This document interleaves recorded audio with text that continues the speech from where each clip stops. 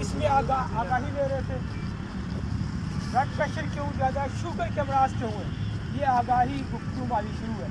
اس کا ایک جملے میں جواب یہ ہے کہ فطرت سے دوری اور اسلامی تعلیمات سے دوری اس سارے عمل کی وجہ ہے۔ جتنا ہم فطرت سے دور بھاگتے جائیں گے، جتنا دین سے ہماری دوری ہوگی، اتنا یہ امراض زیادہ ہوں گے۔ فطرت سے دوری ہماری غذا میں، ہمارے رہن سہن میں، ہماری سوچوں میں، یہ سارا افیکٹ کرتا ہے ہماری باڈی پہ۔ پہلے ہم نے گفتگو یقین پہ کر لی ہے، اب ہم شروع کر رہے ہیں جو ہماری جنسی بے روی ہے۔ یہ ہمارے گردوں کی خرابی کی آج کل سب سے بڑی وجہ ہے۔ فطری عمل سے جب ہم بڑھیں گے، جسم سے، کل میں نے آپ کو بتایا تھا کہ کوئی بھی جسم، آرگن، ٹشو اور سیل کمزور کیوں ہوتا ہے، اس کی فطری کیا ہے، کل میں نے بتا دیا تھا۔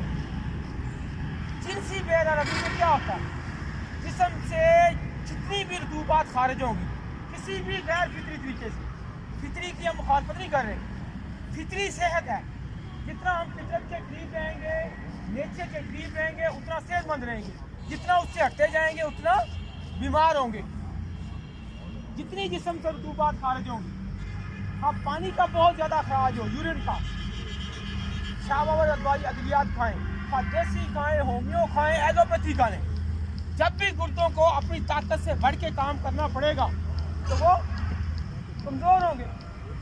جیسے ایک انسان کی باڈی ہے جس طرح ورکنگ کر رہا ہے، سیل بھی اسی طرح کر رہا ہے، آرگن بھی اسی طرح کام کر رہے ہیں۔ اپنی طبی ورکنگ سے جب زیادہ ان کو کام کرنا پڑے گا تو وہ ضعیف ہو جائیں گے، کمزور ہو جائیں گے۔ اس دور کی سب سے بڑی وجہ جس پہ ہم گفتگو شروع کر رہے ہیں وہ جنسی بے روی ہے۔